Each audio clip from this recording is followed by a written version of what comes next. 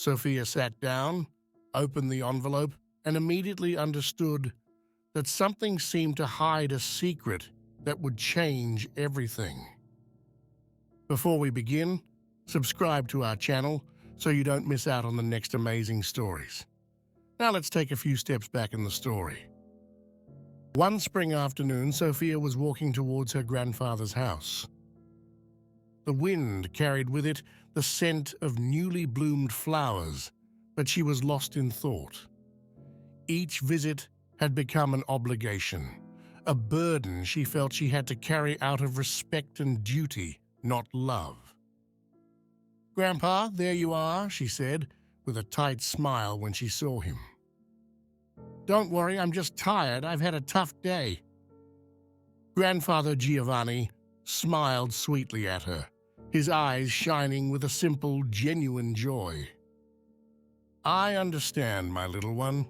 Just remember that you will always find refuge here." But Sophia couldn't hold back her annoyance.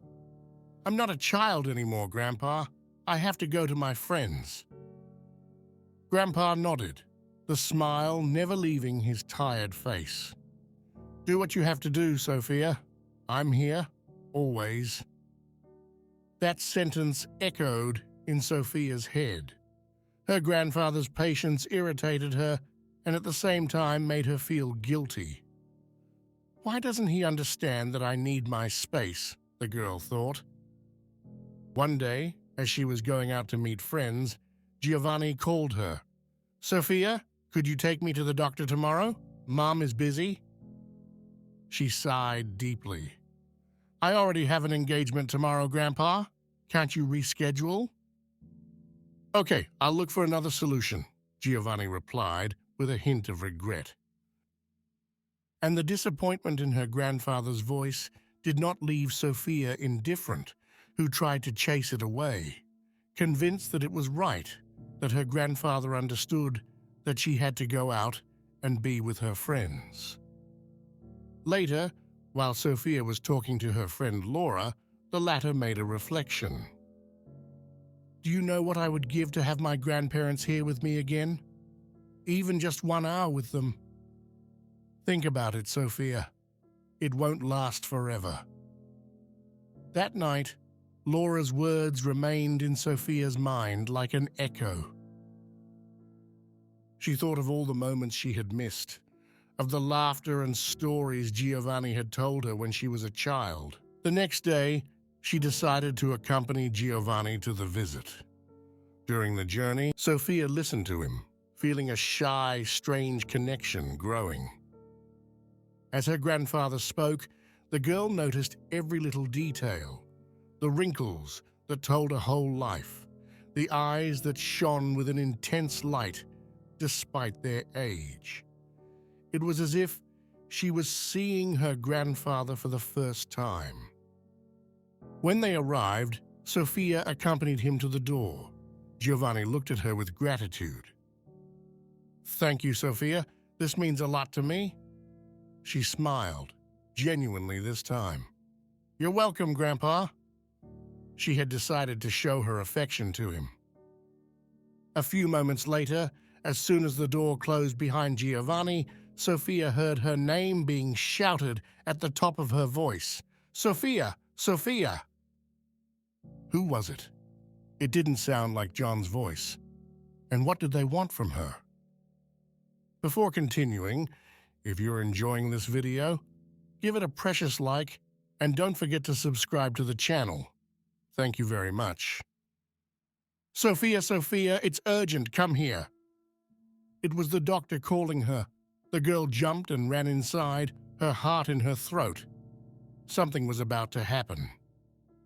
She arrived in time to see Giovanni fall to the ground.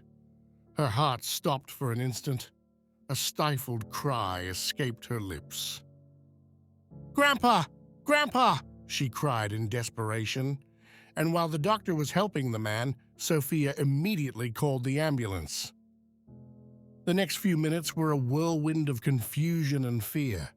Luckily, the ambulance didn't take long to arrive. Sophia could feel her heart beating fast as she followed the ambulance in her car. Her eyes burned with unshed tears, and every second seemed like an eternity. Arriving at the hospital, Sophia sat in the waiting room, hoping for good news. A nurse approached her with a sympathetic look, offering her a glass of water, which she accepted with shaking hands. While she was in the hospital, Emma came running in. "How is he?" she asked. "I don't know, Mom. I don't know." Endless hours passed before the doctor came out. "He's stable, but it was tough. He'll have to stay under observation." Sophia breathed a sigh of relief, but she knew that something inside her had changed. In those moments of waiting, Sophia thought back to all the gestures of affection she had ignored, the smiles she had not returned, the words she had left hanging. Time seemed to slip away, and she realized how precious it had been. Meanwhile, the man was released. A few days later, while Giovanni was resting, his mother Emma gave him a letter. "This one's for you. Your grandfather wrote it a long time ago. Read it when you feel ready." Sophia sat down next to her grandfather's bed, opened the letter, and began to read. "My sweet Sophia, I can't remember everything anymore, but I don't forget your smiles as a child. We were so close. You called me with that sweet little voice and wanted to see me every day. We went to the park, played hide and seek in the garden, ate ice cream together. You gave me the best moments of my life. Time is the most precious gift we can give to those we love, and life with you has given me so much. I'm afraid of forgetting, of no longer being able to show you how important you are to me. I wish you to always be happy. I love you. Grandfather John." Sophia burst into uncontrollable tears. "Grandpa, I'm here. I'll never leave you again." John never recovered. He died 2 nights later, leaving Sophia with an unfillable void and a feeling of remorse that followed her wherever she went. Every memory of her grandfather, every fragment of time spent together, now shone with painful clarity, reminding her how much she had overlooked the importance of those moments. The weight of those unsaid words, of the unrequited smiles, was a wound she knew she would carry with her forever. Reflecting on Sophia's story, what would you do if you still had a chance to tell someone how much you love them?